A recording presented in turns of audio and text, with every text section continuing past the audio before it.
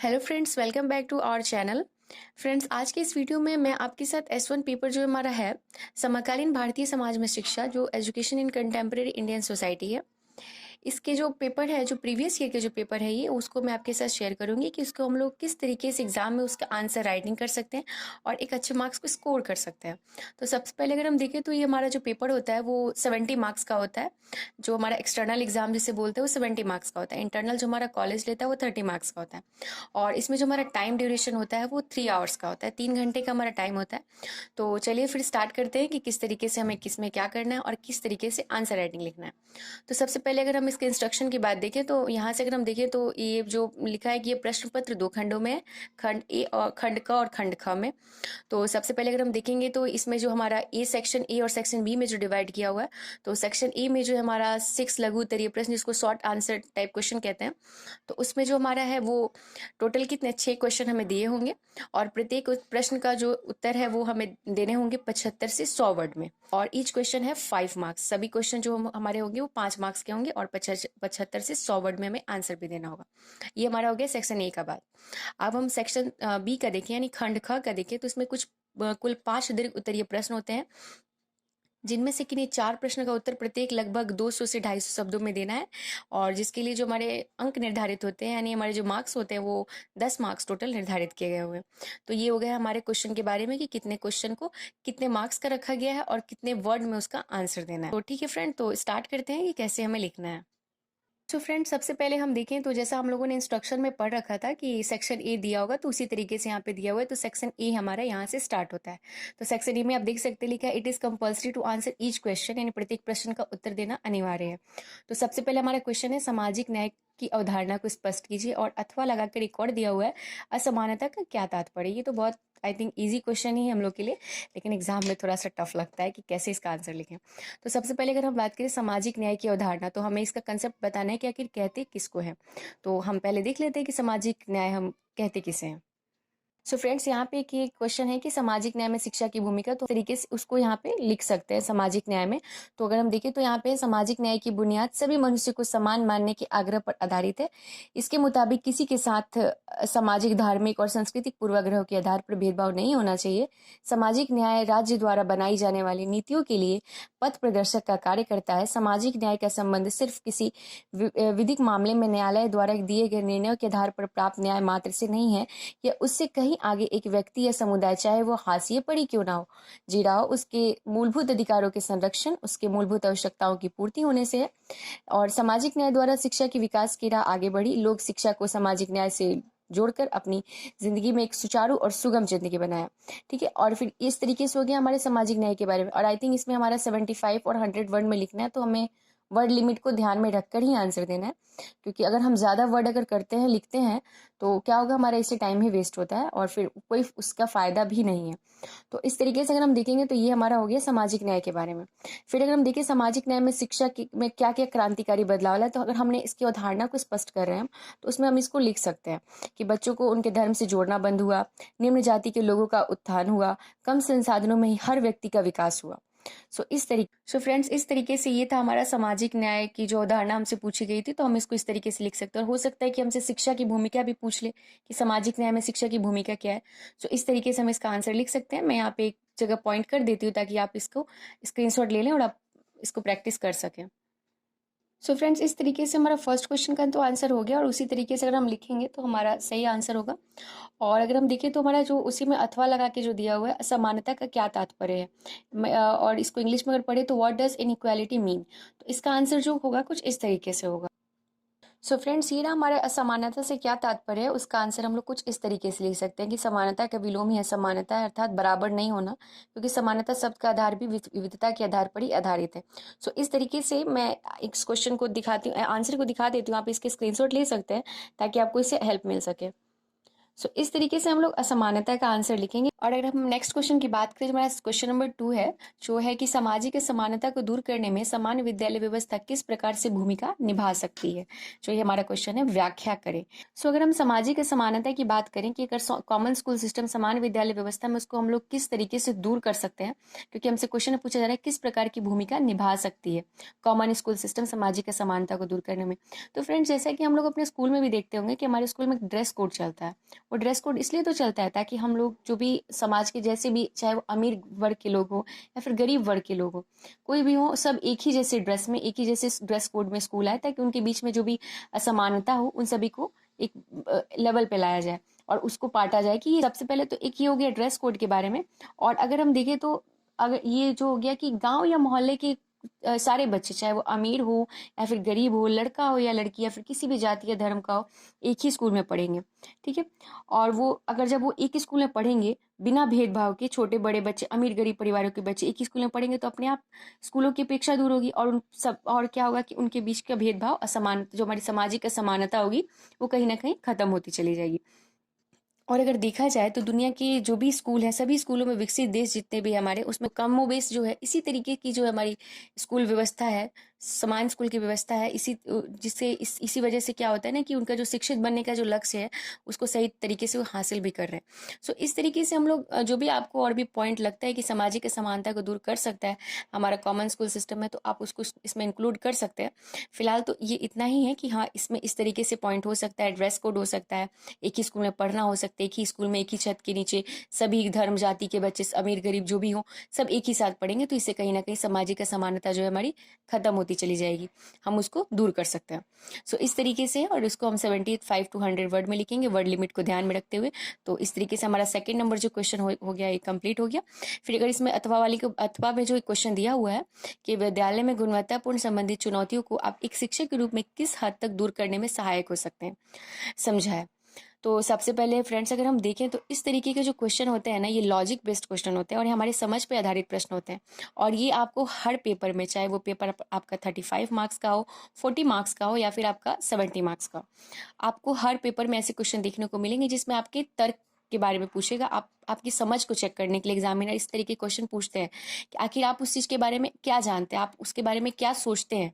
ये logic based question हो गए, ये आप अपनी समझ के आधारित पे देते हैं। लेकिन मैं इसमें आपको कुछ ऐसे पॉइंट सजेस्ट कर देती हूँ जिससे कि आपको एग्जाम में हेल्प मिले और आप उसमें और भी पॉइंट इंक्लूड करके लिख सकें।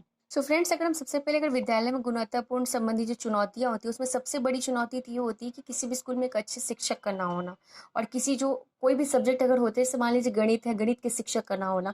और ये हम सभी जानते हैं, अगर अच्छे शिक्षक नहीं होंगे, तो हमारी अच्छी शिक्षा नहीं होगी। तो सबसे पहले तो हमें शिक्षक की जरूरत होती है, तो वो एक बाधक बनता है। और दूसरा ये हो जाता है कि स्कूल के इंफ्रास्ट्रक्चर, स्टूडेंट के पास बुक्स का ना होना। इन सभी चीज़ें जो होती हैं हमारी एक चुनौती होती है हम लोग की क्वालिटी ऑफ एजुकेशन में। तो सबसे पहले तो एक शिक्षक होने के नाते हमें उसको दूर करने के लिए ये सब हम कर सकते हैं कि जो भी चीज़ें अगर हमारे स्कूल में कमी है, उन सभी संसाधनों को जुटा सकते हैं। अगर हमारे स्कूल में अगर हम देख रहे हैं कि स्टूडेंट के पास बुक्स नहीं है, उनके जो भी रिसोर्सेज होने चाहिए जो उनके पास वो नहीं है, तो हम एक कुछ पहल कर सकते हैं और हम उन सभी रिसोर्सेज को उनके लिए अवेलेबल करा सकते हैं। तो एक ये हो गई कि हम एक शिक्षक के नाते कर सकते हैं। इसी तरीके से आपको तो एक ये जो मैंने आंसर बताया उससे आपको एक आइडिया लग गया होगा कि इस तरीके से और भी पॉइंट आप इसमें इंक्लूड कर सकते हैं कि और क्या क्या हो सकती हैं। तो सबसे पहले तो अगर आपको किसी भी क्वेश्चन का आंसर ले देना हो, तो आप उस क्वेश्चन को अपने ऊपर रख के देखिए, तो आपको पता चलेगा कि क्या क्या चीज़ें और इसमें इंक्लूड हो सकती हैं। इस तरीके से आप इसमें और भी पॉइंट को इंक्लूड कर सकते हैं, जो भी आप अपने आसपास में देखते होंगे कि ये सभी चुनौतियां हैं और हम उसको किस तरीके से दूर कर सकते हैं एक शिक्षक होने के नाते। तो आप उसमें इंक्लूड कर सकते हैं सभी पॉइंट्स को। इस तरीके से यहाँ पे हमारा सेकंड क्वेश्चन जो होता है खत्म होता है। अब हम थर्ड क्वेश्चन पे चलें, तो इसमें पूछा गया है कि शिक्षा के मौलिक अधिकारों की रक्षा के लिए विद्यालय में किस प्रकार की व्यवस्था होनी चाहिए, समीक्षा करें। यानी what kind of system should be there in school to protect the fundamental rights of education, review. यानी इसकी समीक्षा करने की। तो शिक्षा के जो मौलिक अधिकार होते हैं उनकी रक्षा के लिए विद्यालय के जो निजी शिक्षण संस्थान होते हैं उन्हें अपने यहाँ 25% जो सीटें होती है वो कमजोर तबकों के बच्चों के लिए आरक्षित रखनी होगी। और शिक्षा के मौलिक अधिकारों की रक्षा के लिए विद्यालय किसी भी छात्र को दाखिला देने से मना नहीं कर सकता है और सभी स्कूलों के पास जो होते हैं एक प्रशिक्षित अध्यापक होने चाहिए। यदि किसी स्कूल के पास प्रशिक्षित अध्यापक नहीं है तो उसे 3 साल के भीतर जो होता है इसकी व्यवस्था करनी होती है। नए कानून के अनुसार स्कूलों के पास पर्याप्त संख्या में टीचर हो, खेल का मैदान तथा ढांचागत सुविधाएं होनी जरूरी है।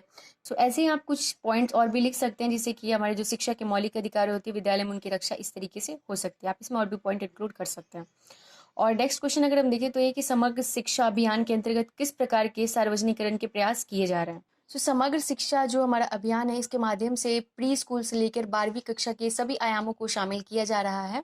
ये सभी हो रहा है और समग्र शिक्षा के अंतर्गत जो है स्कूलों में बाल वाटिका, स्मार्ट कक्षा, प्रशिक्षित शिक्षकों की व्यवस्था की जा रही है और इसके अलावा एक आधारभूत ढांचा, व्यवसायिक शिक्षा एवं रचनात्मक शिक्षण विधियों की व्यवस्था की जा रही है और जिससे कि विद्यालयों में एक ऐसा वातावरण तैयार किया जा रहा है जिससे विविध पृष्ठभूमि के बहुभाषी जरूरत एवं बच्चों की विभिन्न क्षमताओं पे जोर दिया जा रहा है। तो इस तरीके से कुछ समग्र शिक्षा अभियान के अंतर्गत जो हमारा सार्वजनिकरण में प्रयास किया जा रहा है। तो आप इसमें इससे आपको आइडिया लग गया होगा और आप इसमें और भी पॉइंट जो है इस बेस पर ऐड कर सकते हैं कि क्या क्या इसमें और हो सकता है। इस तरीके से अगर हम अपने फोर्थ क्वेश्चन में देखें तो हमसे कहा गया कि समाज विद्यालय से अनेक प्रकार के कार्य करने की अपेक्षा रखता है, इनमें से कोई 3 कार्य लिखें। तो जैसा कि हम सभी जानते हैं समाज में विद्यालय का एक महत्वपूर्ण स्थान है और जो शिक्षा की प्रगति जो है विद्यालय द्वारा ही की जाने वाली है। इस पर जो है एक बालकृष्ण जोशी उन्होंने कहा कि किसी भी राष्ट्र की प्रगति का निर्माण जो होता है ना विधानसभाओं से होता है, ना न्यायालयों से, ना ही फैक्ट्री से, बल्कि विद्यालय से होता है। इस तरीके से अगर देखें तो विद्यालय जो होता है समाज में एक बहुत ही महत्वपूर्ण स्थान रखता है और इसकी जो हम 3 कार्यों की चर्चा करें तो जो हमारे 3 कार्य होते हैं, सबसे पहले अगर हम बात करें तो समाज में जो की निरंतरता का विकास करना होता है, शिक्षित नागरिकों का निर्माण करना होता है और आदर्शों एवं विचारधाराओं का प्रसार करना होता है। तो सबसे पहले जो हमारा एक था पॉइंट की समाज की निरंतरता का विकास, तो विद्यालय एक प्रमुख संस्था होता है और अगर देखें तो शिक्षा की प्रक्रिया सामाजिक होने के कारण विद्यालय सामुदायिक जीवन का वह स्वरूप है जिसमें समाज की निरंतरता और विकास के लिए सभी प्रभावपूर्ण साधन केंद्रित होते हैं। तो हमारा फर्स्ट पॉइंट तो ये हो गया कि समाज की निरंतरता का विकास और दूसरा अगर हम देखें तो शिक्षित नागरिकों का निर्माण होता है। तो जो हमारा सेकंड पॉइंट ये हो गया कि शिक्षित नागरिकों का निर्माण, तो समाज जो होता है ये विद्यालय से अपेक्षा रखता ही है कि वो एक शिक्षित नागरिकों का निर्माण करे और विद्यालय ही एकमात्र वह साधन है जिसके द्वारा शिक्षित नागरिकों का निर्माण किया जाता है। यदि एक देश में समस्त बालकों को एक निश्चित आयु वर्ग तथा निःशुल्क एवं अनिवार्य शिक्षा दी जाती है किसी भी देश के बच्चों को, तो वे स्थायी रूप से साक्षर हो जाते हैं और साक्षर होने के साथ साथ उनमें धैर्य होता है, सहयोग आ जाता है, उत्तरदायित्व आदि गुणों का विकास होता है और इस प्रकार वो बच्चे जो होते हैं बड़े होकर के राज्य के उपयोगी नागरिक सिद्ध होते हैं। तो इस तरीके से होता है। इस तरीके से जो हमारा सेकंड जो विद्यालय समाज जो विद्यालय से जो अपेक्षा करता है वो पॉइंट हम लिख सकते हैं और इसमें और भी पॉइंट इंक्लूड कर सकते हैं। और जो हमारा जो तीसरा पॉइंट होगा जो समाज हमारे विद्यालय से अपेक्षा करता है वो है कि आदर्शों एवं विचारधाराओं का प्रसार करना। जो राज्यों के जो आदर्श और विचारधाराओं को फैलाने के लिए विद्यालय को अति महत्वपूर्ण साधन माना जाता है कि वो इस तरीके के कार्य करे और इसलिए सभी प्रकार के जो हमारे राज्यों के लोकतांत्रिक जो भी हमारी चीजें होती हैं विद्यालय का जो स्थान होता है इसमें गौरवपूर्ण होता है कि और उनसे ये अपेक्षा की जाती है कि वो इस तरीके के कार्य को करेंगे और बच्चों में जो विचारधाराओं का प्रसार करेंगे। इस तरीके से हम लोग इसमें जो समाज में विद्यालय की जो अपेक्षाएं होती हैं उस तरीके से लिख सकते हैं और भी आपके पास कोई इसमें अच्छे पॉइंट हो तो आप उसको इंक्लूड कर सकते हैं। अगर हम फिफ्थ क्वेश्चन की बात करें तो इसमें पूछा गया कि विद्यालय के अच्छे संसाधन किस प्रकार से शैक्षिक उत्पादकता को प्रभावित करता है, समझाएं। तो देखिए फिर एक लॉजिक बेस्ड क्वेश्चन हमारे सामने आ गया हुआ है।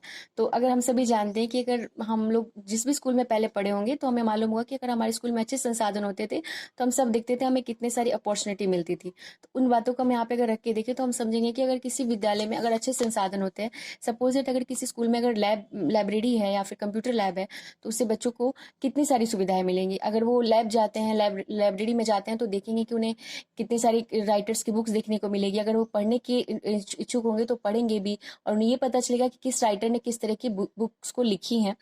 इस तरीके से एक तो ये हेल्पफुल हो गया और दूसरी ये हो गया कि प्रभावित ये भी करेगा और दूसरा ये करेगा कि अगर कंप्यूटर लैब होगा स्कूल में, कंप्यूटर लैब होने से क्या होता है कि आजकल टेक्नोलॉजी का जमाना है और हम सभी जानते हैं कि अगर किसी भी स्कूल में अगर कंप्यूटर लैब नहीं होता है तो उससे बच्चे जो होते हैं टेक्नोलॉजी से कहीं ना कहीं बहुत दूर चले जाते हैं।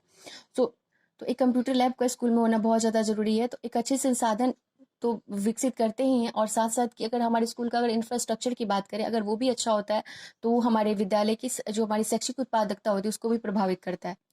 अगर हमारे पास रिसोर्सेज अच्छे होते हैं तो हमें अच्छी अपॉर्चुनिटी मिलती है, जिस कारण से हमारी जो शैक्षिक उत्पादकता होती है वो प्रभावित होती है। तो इस तरीके से हम लोग और भी पॉइंट इसमें इंक्लूड कर सकते हैं। आई होप आपको इससे आइडिया लग गया होगा। और एक और इसमें क्वेश्चन है, और एक और ये है कि शिक्षा का तात्पर्य एक सार्थक एवं उत्पादक जीवन की तैयारी से होता है। वर्तमान परिप्रेक्ष्य में इसका आलोचनात्मक परीक्षण करें। ये भी एक लॉजिक बेस्ड क्वेश्चन है, और इसको भी हम लोग अपने समझ के अनुसार इसका आंसर लिख सकते हैं कि जो शिक्षा का जो तात्पर्य है एक सार्थक उत्पादक जीवन की तैयारी से किस प्रकार से होता है। और नेक्स्ट क्वेश्चन हमारा है कि शिक्षा के अधिकार अधिनियम 2009 के आलोक में मूल्यांकन की वास्तविक रूपरेखा के संबंध में अपने विचार प्रस्तुत करें। ये भी लॉजिक बेस्ड क्वेश्चन है, लेकिन इसमें ये है कि आरटी जो हमारा 2009 है उसके आलोक में पूछा गया कि मूल्यांकन की वास्तविक रूपरेखा क्या होती है, उसमें हमें अपने विचार को प्रस्तुत।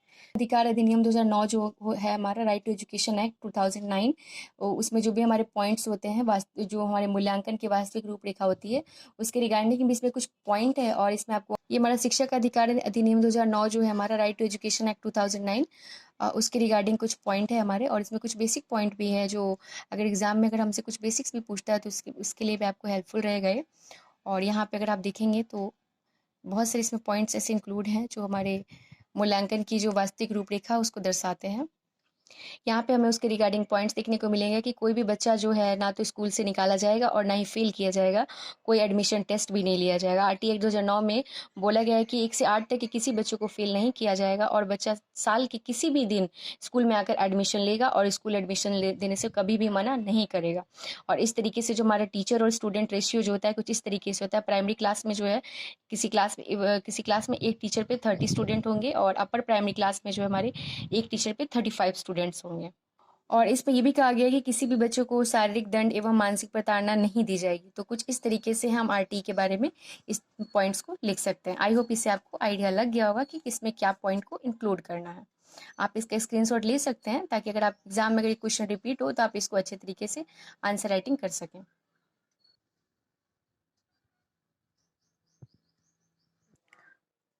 सो फ्रेंड्स, अगर हम देखें विद्यालय शिक्षा के में ऐतिहासिक दृष्टिकोण से परिवर्तन जो हमारे हुए हैं कि फ्रेंड्स, इस क्वेश्चन का जो आंसर है हम लोग अगर देखेंगे माध्यमिक शिक्षा आयोग के बारे में अगर हम पढ़ते हैं तो उसमें हमें पता चलेगा कि ऐतिहासिक क्या क्या परिवर्तन हुए थे।